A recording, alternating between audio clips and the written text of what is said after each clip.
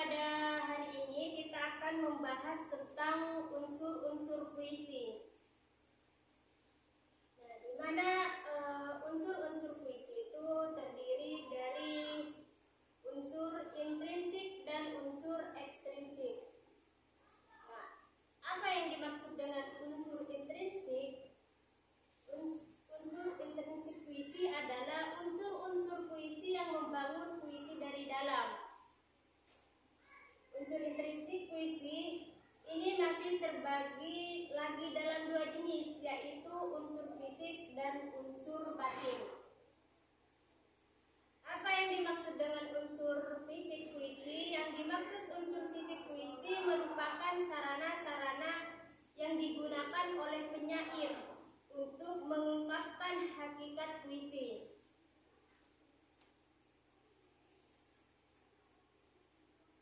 Secara umum terdapat 6 unsur fisik puisi, yaitu diksi, imajinasi, kata konkret, gaya bahasa, rima, dan topografi. Nah, di sini saya akan menjelaskan satu persatu, yaitu diksi. Ada yang bisa menjelaskan diksi itu apa dari anak-anakku sekalian? Tidak ada ya? Baik, saya akan menjelaskan. Diksi itu adalah pemilihan kata yang digunakan oleh penyair dalam puisinya.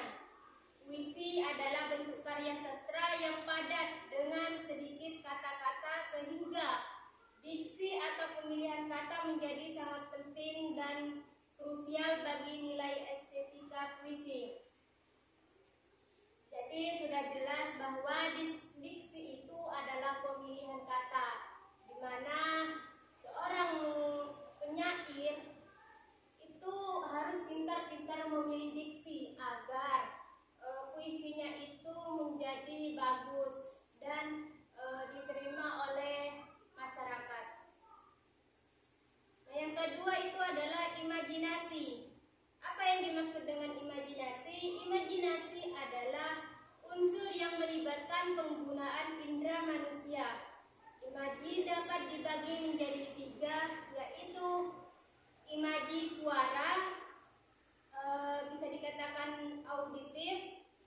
Yang kedua imaji penglihatan, yaitu visual, dan imaji raba, yaitu imaji taktil, sentuh ya. Nah, yang ketiga itu adalah kata konkret. Kata konkret merupakan kata yang memungkinkan terjadinya imaji. Kata konkret bersifat imajinatif, sehingga memunculkan imaji biasanya berhubungan dengan kata kiasan atau lambang. Mungkin sampai di sini ada yang mau ditanyakan? Kalau tidak ada, saya akan melanjutkan pembahasan yang keempat. Tidak ada ya? Baik, saya lanjut. Yaitu 4, gaya bahasa. Gaya bahasa atau majas adalah penggunaan bahasa yang bersifat seolah-olah menghidupkan dan menimbulkan makna konotasi dengan menggunakan bahasa figuratif. Beberapa macam majas yang sering digunakan pada puisi misalnya seperti retorika, metafora, personifikasi, litotes, ironi, sinekdoke, repetisi, anafora, antitesis, dan klimaks, dan lain-lainnya banyak ya. Nah, yang kelima itu adalah rima. Rima atau irama merupakan persamaan bunyi pada puisi, baik di awal, di tengah, ataupun pada akhir kalimat. Sementara ritma adalah tinggi, rendah, panjang, pendek, keras, lemahnya bunyi suara ya. Tergantung kita yang akan mengatur puisi yang akan kita bacakan. Yang keenam itu adalah tipografi. Yang keenam itu adalah tipografi. Tipografi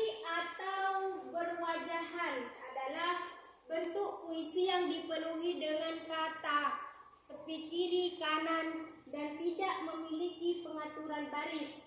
Biasanya pada baris puisi tidak selalu diawali huruf. Tidak diawali dengan huruf besar atau kapital, serta tidak diakhiri dengan tanda titik. Sudah jelas ya? Lanjut kita jelaskan kepada unsur batin puisi. Tadi saya sudah menjelaskan unsur fisik puisi. Sekarang saya akan menjelaskan unsur batin puisi.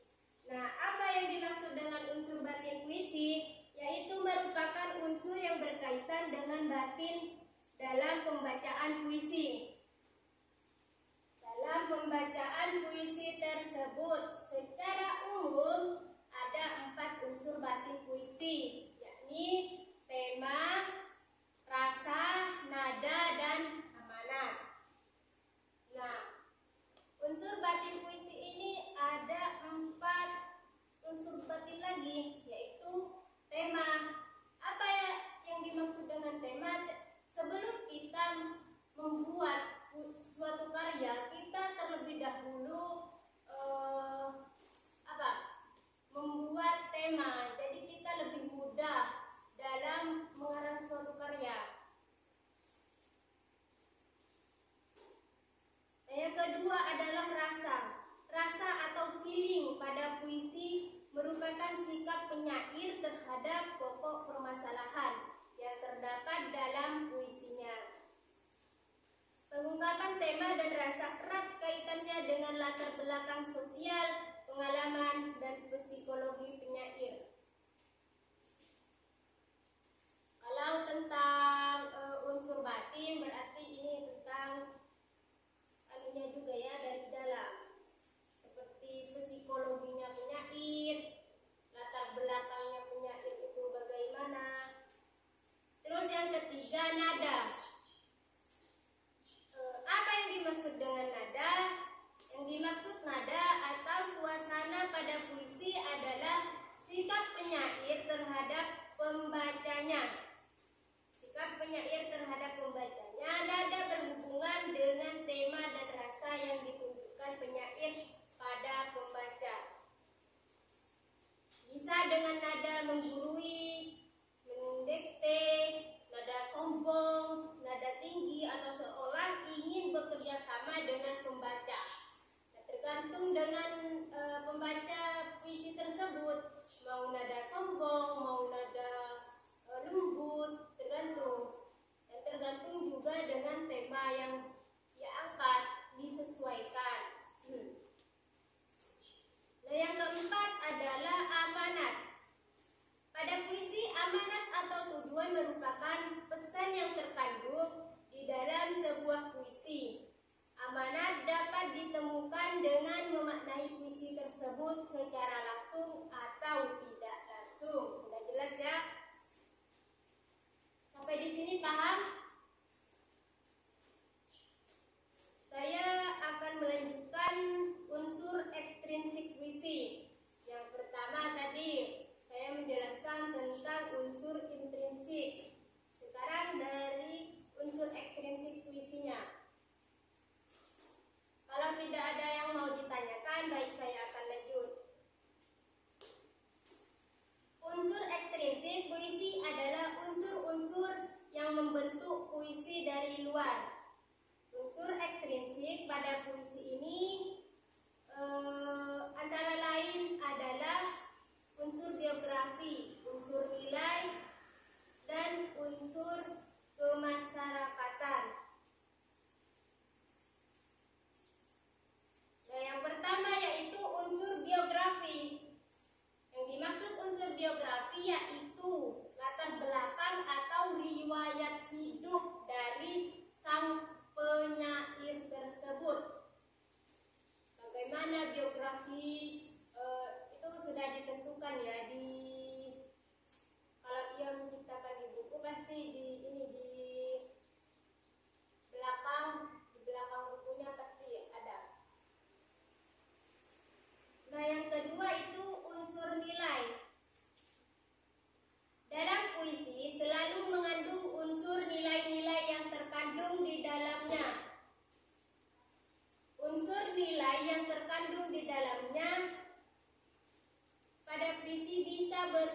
nilai-nilai di bidang ekonomi, politik, budaya, sosial, pendidikan, dan lain-lain. Nah, yang ketiga, unsur masyarakat. Yang dimaksud dengan unsur masyarakat ini adalah kondisi dan situasi sosial saat puisi ini dibuat. Unsur masyarakat bisa berupa keadaan lingkungan sekitar, sehingga situasi politik suatu negara yang bersangkutan.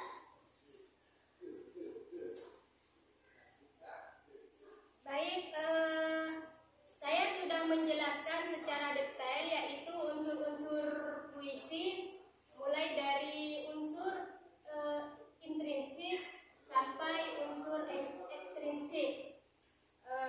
Mungkin dari anak-anakku sekalian bisa dipahami secara detail juga. Soalnya saya sudah menjelaskan secara rinci mulai dari unsur ekstrinsik, unsur ekstrinsik dan intrinsiknya sudah saya jelaskan. Jadi apa ada pertanyaan dari kalian semuanya?